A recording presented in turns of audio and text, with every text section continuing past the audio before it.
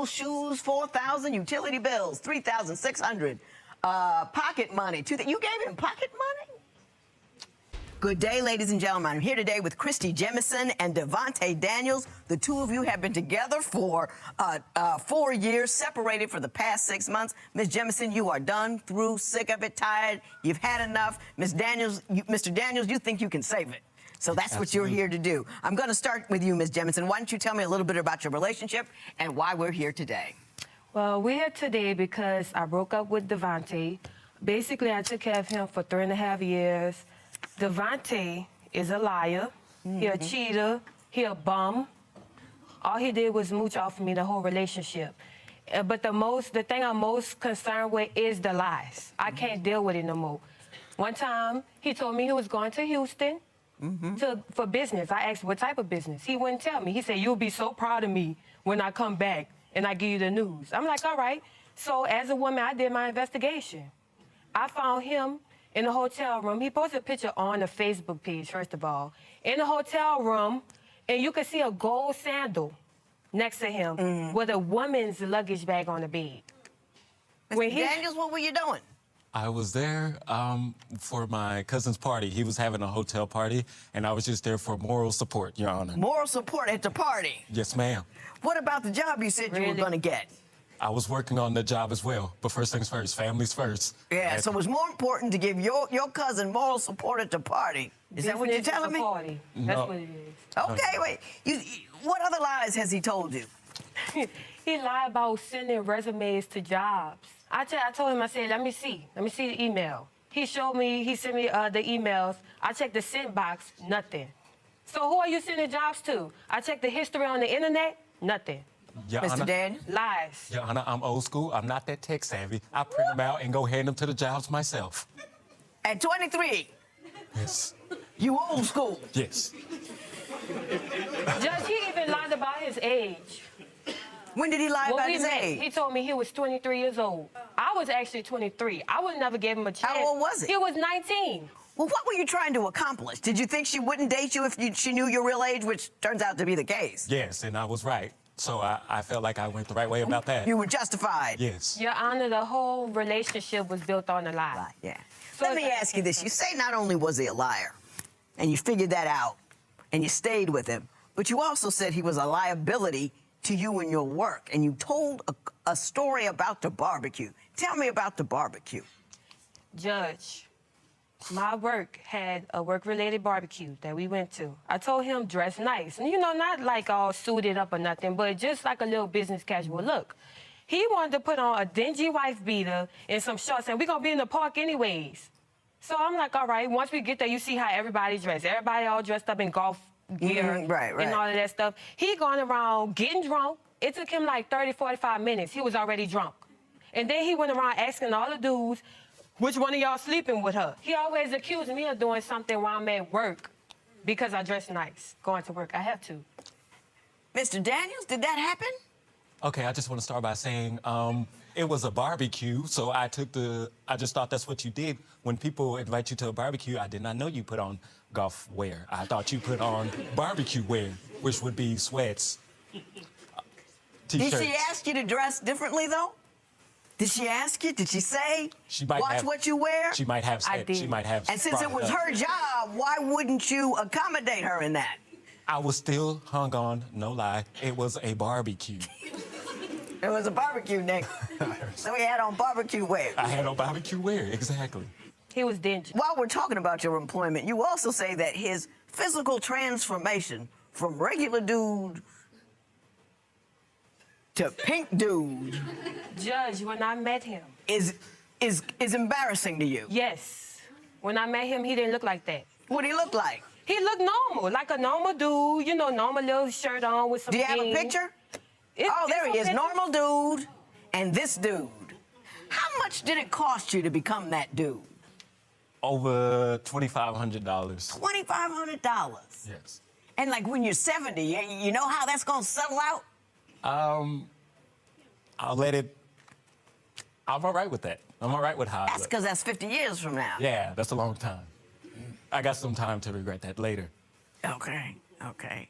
Are you ever concerned that your physical appearance will somehow hinder your ability to become employed? No, because I am employed at the moment. What are you doing? I work for a very important motor company. So he's got a job now, I right? don't believe it. Huh? I don't believe You don't believe he has a job? No. I took care of him for almost 4 years. But you left him never 6 worked. months ago. But he never worked. So where is he staying if he I doesn't had have a job? Your Honor, I don't know, had he a job. bum. He can I find had- anybody out but there. I had a job. Where do you It live? was a job myself to make sure she got up to go to her job. So we both didn't have jobs. You mean to tell me it took you all day to You get her didn't to get work? paid for that. It took you all day to get her to work, No, I did not get her to work. I just made sure she went. and that took all day. That's the part I'm trying to get to. No, it did not take all day. The rest of my day consisted of trying to find a job myself, Your Honor. Which you couldn't find for 4 years. We'll do 3.5. 3.5 years. Okay. Well, Ms. Jemison says that not only were you not working, but that you wouldn't do anything around the house while you were staying with her and not working. So that is why she feels taken advantage of. And that is what we're going to discuss next. Before we move on to the finances and work around the house, I want to ask one last question about the tattoos. Yes, ma'am. Why? Which ones? So does each tattoo have a particular purpose? Yes. Tell me about the most purposeful tattoo you own. Would probably be my face tattoos. It was for my friend who died. He was murdered at a party. And it was the last words he said before the guy shot him. So I put it on my face. What were the words? God's got me. Excuse me? God's got me. God's got me? Yeah. That's the last thing he said before he got shot or before he died? Before he got shot. Before he got shot. Last words. And it was in his face, so I put it on my face.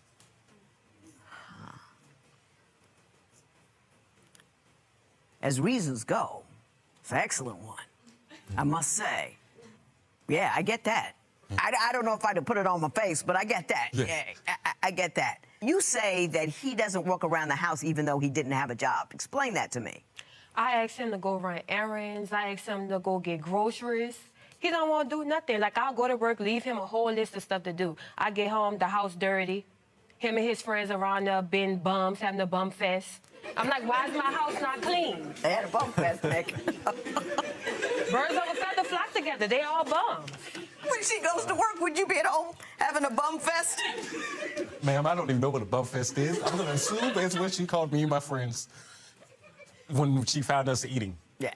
Now, 3.5 years, though, do you think it's inaccurate to say that you did not carry your weight, that you didn't walk around the house? It wasn't clean when she got home. I wouldn't say that for every time. I would try to clean as much as possible. I would try to clean as much as possible. Yes, ma'am. What forces were you fighting that made you had to make an effort as much as possible? It would be Like somebody standing in front of the sweeper, or stay in front of that dish rag saying, you can't touch it, you can't touch it, and you gotta fight them to get your hands on it and get something clean. Is that what was going on? not necessarily, more of a lack of motivation to actually want to do it, I would probably say. And the rest would be trying to find jobs because she thought I was never looking. But would she Really? come home and your friends be over there and you playing games and the house was a mess? Would that occur? There might be a chip bag or two lying around next to the consoles, yes, but no more than that. 3.5 years. I know I'm stupid. That's a long time. For a guy to be looking for a job, can't clean the house, tatting up his face, eating chips. What were you thinking? I don't know, Judge. It's like, I try to give people chances, and after him keep saying, I'm gonna do this, I'm gonna do that, and I'm believing that he's sending out resumes and trying to get it together and stuff, I just never saw it, and it's stupid that it took me 3.5 years to realize, like, okay, I gotta do something about this, like, he gotta go. Yeah. But when we first moved together, he said he had an injury, his shoulder, which I believed until later. Until now, I know that's... It's not true. Did you not tell her true. you had an injured shoulder, but that wasn't quite true? I might have stated something in that area, but I don't think that's what I fully said. I think she misinterpreted a couple pieces out of that story. I told her it was hurting. I didn't say that's why I didn't have a job. I told her I didn't have a job because I quit my job. Okay, all right. Now, Mr. Daniels, never get on a witness stand. Now I want to find out what you say she's doing wrong. You say she belittles you and makes you feel small and humiliates you. Yes. I want to know why you say that. So, Mr. Daniels, tell me how she humiliates you. She belittles me and she gets possessive at times. It's more of the belittling when her coming home. Give me an example of what she's done to belittle you. When I come home and when she comes home and the chore isn't done, first thing she do is say, "Oh, what you didn't do? You didn't do nothing all day. You just bummy, extra bummy. You ain't got nothing going. This and that." That's all I hear every day when she come home. She's always fussing, "Pick this up, clean this up." And I ask for a little help. I just ask for a little help. If she could just help me, maybe vacuum or something like that. Oh no. Why she got to go to work all day and then help you vacuum when she gets home? How come you can't manage that yourself? Your Honor, I told you I'll be spending half the day trying to find these jobs and the other half trying to keep the house clean for her because I know how she get.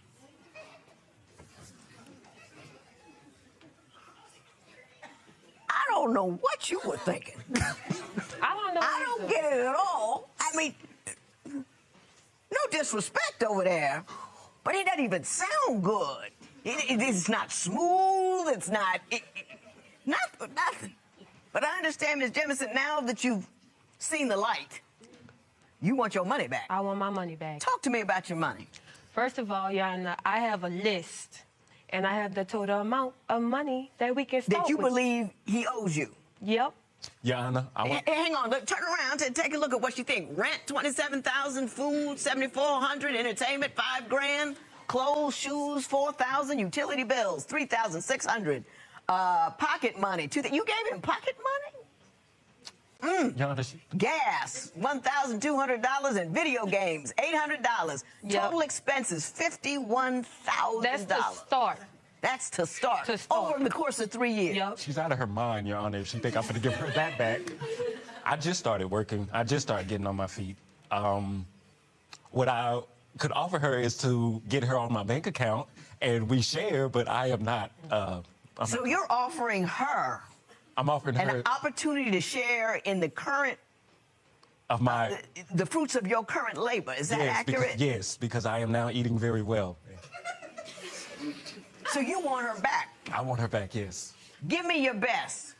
Turn around and tell that woman something. Do you mind? I know, go right ahead. Can I... Chrissy, I love Oh, you. you're not done with him. And I'm sorry for everything I did.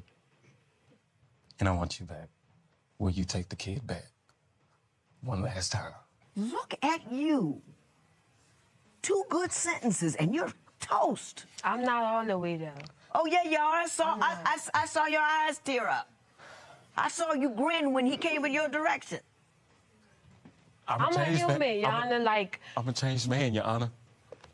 What changed you? Merely, I was just a little boy when we met. I'm now a full-grown man.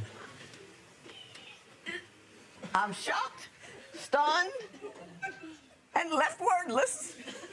I'll try to compose myself and come back, say something intelligent. Really, you know, I can't award you $51,000 because you willfully did that.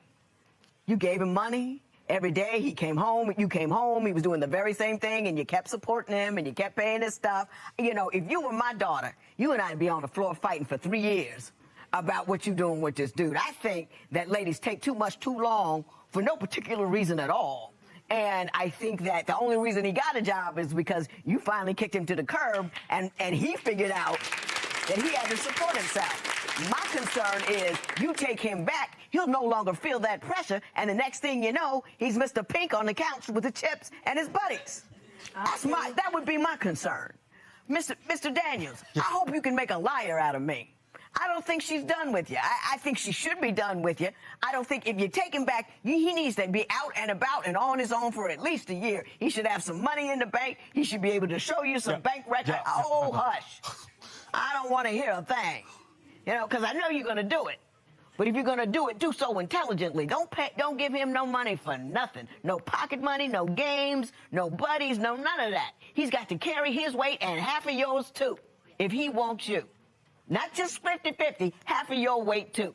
They'll do as much as you let them get away with. Don't let him get away with it. I don't know how you did get away with it. I don't just have know a if you big got heart. some good game somewhere that you simply couldn't find today. Mouthpiece on 1,000, Your Honor. But I mean, I don't get it at all, but I hope you prove me wrong. I will do that. You've been lying all your life. That's what you do professionally. It's my biggest issue. I'd stay away. That's just me. Your Honor. Out the door. Not see him again. You see a streak of pink coming down the street. Pull the blinds down, duck behind the couch, so he can't see you that you're home. And then find something better to do. That's what I would do. It's a 51,000. What a fascinating case this turned out to be. At first glance, it looked like a simple breakup fueled by financial problems, but once the testimony unfolded, a much bigger picture emerged. Christie's frustration wasn't just about money. It was about trust, accountability, and years of feeling like she was carrying the entire relationship on her shoulders. From the alleged lies about jobs, age, and travel plans to the accusations of laziness and financial dependence, the judge clearly saw a pattern that concerned her. On the other side, Devant came into court determined to prove that he's changed. He now claims to have a stable job, a new mindset, and a genuine desire to rebuild the relationship. But as Judge Toler pointed out, real change isn't something you announce, it's something you demonstrate consistently over time. That's why her advice was so powerful. Instead of focusing on promises, she encouraged Christie to look for proof: financial stability, responsibility, and a track record of keeping commitments before considering any reconciliation. One of the most memorable moments was the judge's warning that pressure often creates motivation. The concern here is whether Devant's transformation is permanent or simply the result of losing the relationship. That's a question only time can answer. Now we want to hear from you. Was Christie right to walk away after years of supporting him, or should she give him one final chance to prove he's truly changed? Can a relationship survive when it starts with deception, or can genuine growth overcome a troubled past? This case reminds us that love alone isn't always enough. Trust, honesty, effort, and shared responsibility are what keep relationships standing when life gets difficult. If this courtroom showdown kept you hooked from start to finish, drop your opinion in the comments below, tap that like button, share this video with someone who needs to see it, and subscribe for more unbelievable courtroom stories and real-life relationship drama. We'll see you in the next case. End VO.